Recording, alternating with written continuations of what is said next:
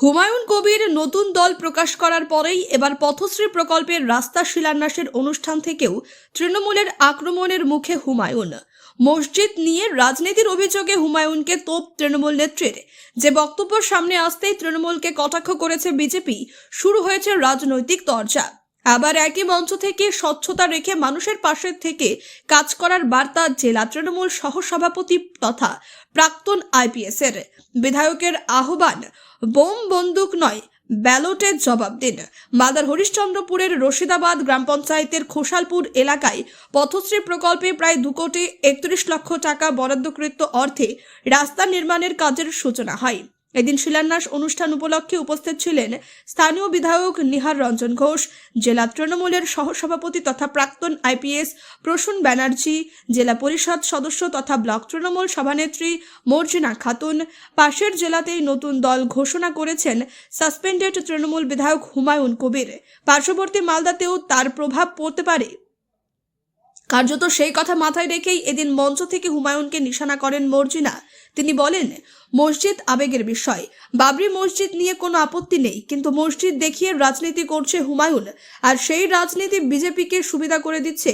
পাল্টা এই নিয়ে বিজেপির দাবি, তৃণমূল ভয় পেয়েছে, সংখ্যালঘুরাও পাশ থেকে সরে যাচ্ছে।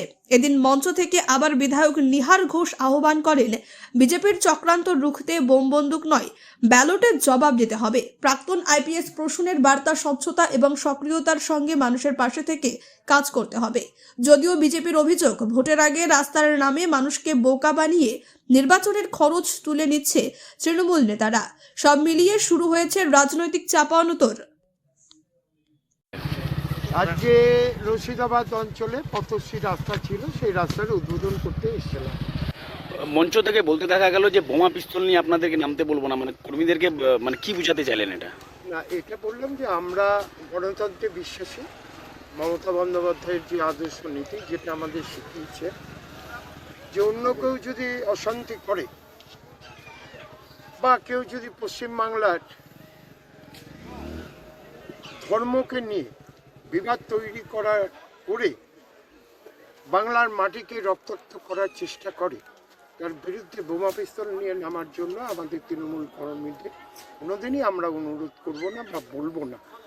এ অন্যায়ের বিরুদ্ধে প্রতিবাদ করার জন্য আমাদের গণতন্ত্রের পদ্ধতিতে এই সামনে বিধানসভা আমাদের ভোট রয়েছে, ব্যালটের মাধ্যমে এই অন্যায়ের বিরুদ্ধে প্রতিবাদ করতে হবে। এই বার্তাটাই আজকে আমরা এই সভা থেকে, উন্নয়নের সভা থেকে প্রতিটি মানুষের কাছে অনুরোধ করেছি। আমাদের দলের যারা কর্মীরা রয়েছেন, যারা সৈনিকরা আছেন, তাদের প্রত্যেককে এই বার্তাটাই আজকে পৌঁছানো হলো। যেটা আমাদের নেত্রীর আদর্শ নীতি, সেই আদর্শ নীতির কথাটাই আজকে আমরা কিন্তু মঞ্চ থেকে বলেছি।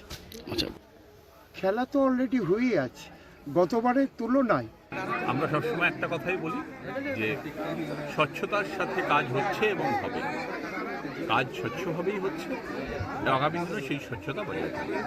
বোমা পিস্তল নিয়ে কথা বলছি স্যার, আপনি তো একজন পুলিশের ইসে ছিলেন এক সময়, তো এটা কীভাবে দেখছেন বিষয়টা? হ্যাঁ, সম্মানীয় বিধায়ক যেটা বলেছেন তার উপরে আমি কোনো টিপ্পণী করছি না, কিন্তু যতটুকু আমার মনে হয়েছে উনি শান্তি শৃঙ্খলা রক্ষা করার পক্ষেই কথা বলেছেন। গত 15 বছর ধরে লাগাতার নিরবিচ্ছিন্ন উন্নয়ন করেছে।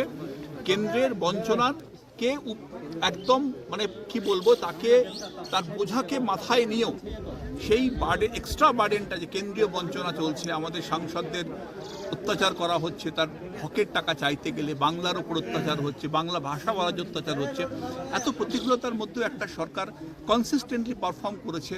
তো মানুষ তো স্বাভাবিকভাবে আমাদের সঙ্গে আছে।